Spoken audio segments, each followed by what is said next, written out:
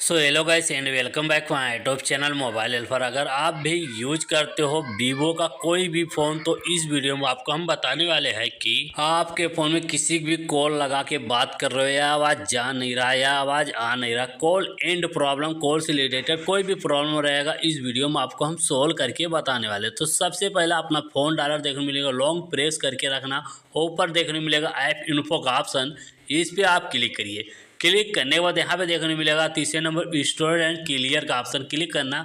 Left side पे clear storage का option है, इसी वाले ऑप्शन पे क्लिक करना। डिलीट का ऑप्शन मिलता है, डिलीट पे क्लिक करके बैक आ जाना। आप किसी भी कॉल लगा के बात करिए, आवाज़ जाएगा भी आवाज़ आएगा भी, कॉल से रिलेटेड जो भी प्रॉब्लम रहेगा 100% सोल्व हो जाएगा।